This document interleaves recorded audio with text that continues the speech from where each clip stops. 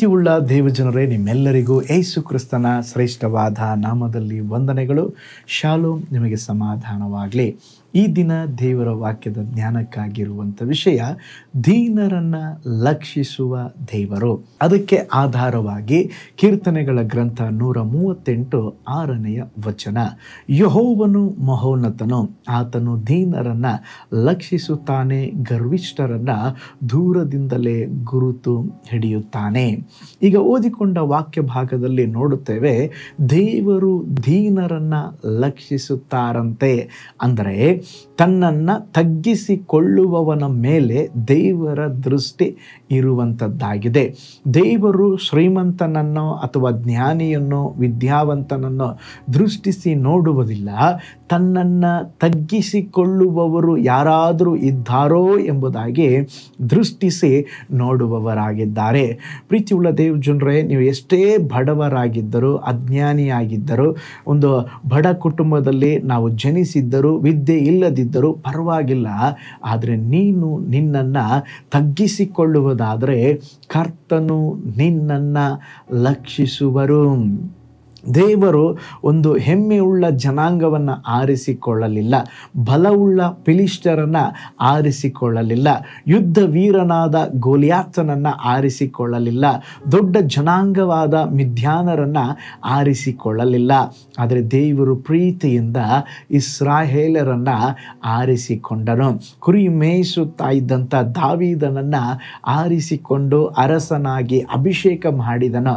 ಕಾರಣ, ದೀನನಾಗಿದ್ದಂಥ ದಾವೀದನನ್ನು ಆರಿಸಿಕೊಂಡು ಅರಸನಾಗಿ ಮಾಡಿ ದೇವರು ತನ್ನ ಚಿತ್ತವನ್ನು ನೆರವೇರಿಸಿದರು.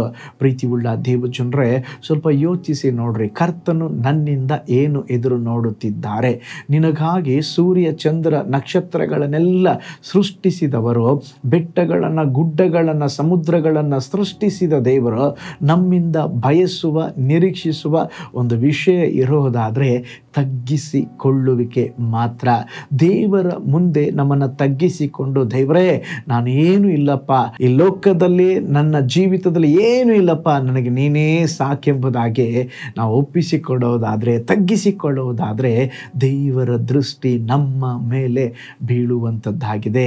ಚರಿತ್ರೆಯಲ್ಲಿ ಒಬ್ಬ ಶ್ರೇಷ್ಠ ಭಕ್ತನು, ಫ್ರಾನ್ಸಿಸ್ ಅಸಿಸ್ ಎಂಬಂಥ ಒಬ್ಬ ದೇವ ಭಕ್ತನು. ಅವರು ವಿಶೇಷವಾದಂಥ ಭಕ್ತರು. ಅವರು ದೇವರಿಗಾಗಿ ದೊಡ್ಡ ಕಾರ್ಯ ಮಾಡಿದ್ರು. ಅನೇಕ ಜನರಿಗೆ ಸ್ತೋತ್ರ ಆತ್ಮಗಳ ಕುರಿತಾಗಿ ಭಾರ ಇತ್ತು. ಅನೇಕ ಜನರನ್ನು ಕ್ರಿಸ್ತನ ಕಡೆಗೆ ನಡೆಸಿದರು. ಹೇಗೆ ಕರ್ತನು ನಿಮ್ಮನ್ನು ಸಂಧಿಸಿದರು ಎಂಬುದಾಗಿ ಅವರನ್ನ ಕೇಳಿದಾಗ ಅವರು ಹೇಳಿದರು, ಒಂದು ದಿನ ದೇವರು ಪರಲೋಕದಿಂದ ಭೂಮಿಯಲ್ಲಿ ಎಲ್ಲಕ್ಕಿಂತ ಬಹಳ ಬಲಹೀನನಾದವನು, ಅಲ್ಪವಾದವನು, ದೀನನಾದವನು ಯಾರೆಂದು ಗಮನಿಸಿ ನೋಡುವಾಗ ತಟ್ಟನೆ ಆತನ ದೃಷ್ಟಿ ನನ್ನ ಮೇಲೆ ಬಿತ್ತು. ಇವನನ್ನು ಆರಿಸಿಕೊಂಡ್ರೆ ಇವನು ಹೆಮ್ಮೆ ಪಡುವುದಿಲ್ಲ, ಇವನು ತಗ್ಗಿಸಿಕೊಂಡು ಇರುತ್ತಾನೆ, ನನ್ನ ಮಹಿಮೆಗಾಗಿ ಇವನನ್ನು ಉಪಯೋಗಿಸಬಹುದೆಂಬುದಾಗಿ ದೇವರು ನನ್ನನ್ನು ಆರಿಸಿ ತೆಗೆದುಕೊಂಡಿದ್ದಾರೆಂಬುದಾಗಿ ಹೇಳಿದರು. ಎಷ್ಟು ನಿಜ ನೋಡ್ರಿ. ಯೇಸು ಸ್ವಾಮಿ ಕೂಡ ಶಿಷ್ಯರನ್ನು ಆರಿಸಿಕೊಳ್ಳುವಾಗ ದೊಡ್ಡ ಶ್ರೀಮಂತರನ್ನು, ತಲಂತ ಉಳ್ಳವರನ್ನು, ಸ್ತೋತ್ರ ವಿದ್ಯಾವಂತರನ್ನು ಆರಿಸಿಕೊಳ್ಳಲಿಲ್ಲ. ಸಾಧಾರಣ ಮೀನು ಹಿಡಿಯುವ ಬಡ ಬೆಸ್ತರನ್ನು ಆರಿಸಿಕೊಂಡು ತನ್ನ ಮಹಿಮೆಗಾಗಿ ಸ್ತೋತ್ರ ಉಪಯೋಗಿಸಿದರು. ಅದು ಮಾತ್ರವಲ್ಲ, ಬಲವನ್ನು ಕೊಟ್ಟು, ಅಧಿಕಾರವನ್ನು ಕೊಟ್ಟು ದೊಡ್ಡ ಕಾರ್ಯಗಳನ್ನು ಮಾಡ್ರಿ ಎಂಬುದಾಗಿ ಕಳುಹಿಸಿಕೊಟ್ಟರು. ಪ್ರೀತಿಯುಳ್ಳ ದೇವಜನರೇ, ನಾವು ತಗ್ಗಿಸಿಕೊಳ್ಳುವಾಗ ದೇವರು ನಮ್ಮನ್ನು ನೋಡುವವರಾಗಿದ್ದಾರೆ. ಚೀನಾ ದೇಶದಲ್ಲಿ ಮಿಷನರಿ ಸೇವೆ ಸಲ್ಲಿಸಿದ್ದಂಥ ಹಡ್ಸನ್ ಟೇಲರ್ ಎಂಬಂಥ ಒಬ್ಬ ದೊಡ್ಡ ಸೇವಕರು ಒಂದು ಸಾರಿ ಅವರು ಹೀಗೆ ಹೇಳಿದರು, ನನ್ನ ಬಲವೋ ಪರಾಕ್ರಮವೋ ಅಲ್ಲ, ದೇವರಾತ್ಮನು ನನ್ನನ್ನು ಪ್ರಯೋಜನ ಪಡಿಸಲು ಆಶಿಸಿದನು. ಬಡವನು, ದೀನನು ಆದ ಸ್ತೋತ್ರ ನನ್ನ ಮೇಲೆ ದೇವರ ಕನಿಕರ, ದೇವರ ಕಣ್ಗಳು ಬಿದ್ದವು. ನನ್ನ ಹೆಮ್ಮೆಯಿಂದಲ್ಲ, ಇದು ದೇವರ ಕೃಪೆಯಿಂದಲೇ ಆಯಿತೆಂಬುದಾಗಿ ಹೇಳಿದ್ರಂತೆ. ನೋಡ್ರಿ, ದೇವರು ಆರಿಸಿಕೊಳ್ಳುವಂಥ ಸಾಧನ ಯಾವಾಗಲೂ ತಗ್ಗಿಸಿಕೊಳ್ಳುವವರನ್ನು ಆರಿಸಿಕೊಳ್ಳುವುದು ಮಾತ್ರವಲ್ಲ, ದೇವರು ದೀನರನ್ನು ಲಕ್ಷಿಸುವ ದೇವರು. ತಗ್ಗಿಸಿಕೊಳ್ಳುವವರನ್ನ ದೃಷ್ಟಿಸಿ ನೋಡಿ ಜೀವಿತದಲ್ಲಿ ಅದ್ಭುತವನ್ನು ಮಾಡುವ ದೇವರು. ಹಾಗಾದರೆ ನಮ್ಮ ಜೀವಿತವನ್ನು ಒಪ್ಪಿಸಿಕೊಡೋಣ, ದೀನರಾಗಿ ವರ್ತಿಸೋಣ, ಕರ್ತನ ದೃಷ್ಟಿ ನಮ್ಮ ಮೇಲೆ ಬೀಳಲಿ. ಪ್ರಾರ್ಥನೆ ಮಾಡಿಕೊಳ್ಳೋಣ. ಪರಲೋಕದಲ್ಲಿ ವಾಸ ಮಾಡುವ ನಮ್ಮ ತಂದೆಯಾದ ದೇವರೇ, ಈ ಅದ್ಭುತವಾದ ಸಮಯಕ್ಕಾಗಿ ಸ್ತೋತ್ರ. ದೀನರನ್ನು ಕಟಾಕ್ಷಿಸುವ ದೇವರು, ದೀನರ ಮೇಲೆ ಕೃಪೆಯನ್ನು ತೋರಿಸುವ ದೇವರು, ಅವರ ಮೇಲೆ ನಿಮ್ಮ ಕಣ್ಗಳು ಯಾವಾಗಲೂ ಬೀಳುತ್ತಿರುವುದಕ್ಕಾಗಿ ಸ್ತೋತ್ರಪ್ಪ.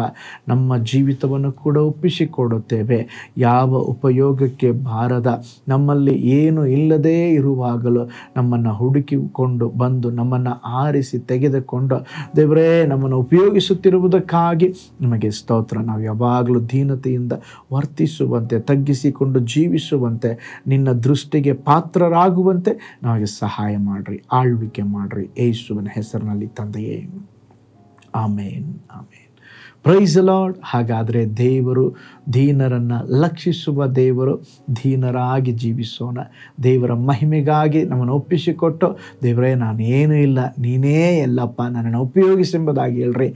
ನಿಶ್ಚಯವಾಗಿ ಕರ್ತನು ನಿಮ್ಮನ್ನು ಶಕ್ತವಾಗಿ ಉಪಯೋಗಿಸ್ತಾರೆ. ದೇವರು ನಿಮ್ಮನ್ನು, ನಿಮ್ಮ ಕುಟುಂಬವನ್ನು ಬ್ಲೆಸ್ ಮಾಡಲಿ. ನಾಳೆ ಮತ್ತೊಂದು ದೈನಂದಿನ ಧ್ಯಾನದಲ್ಲಿ ನಾನು ನಿಮ್ಮನ್ನು ಸಂಧಿಸ್ತೇನೆ. ನಾನು ನಿಮ್ಮ ಪ್ರೀತಿಯ ಸೇವಕ pastor Paul Joy. God bless you all.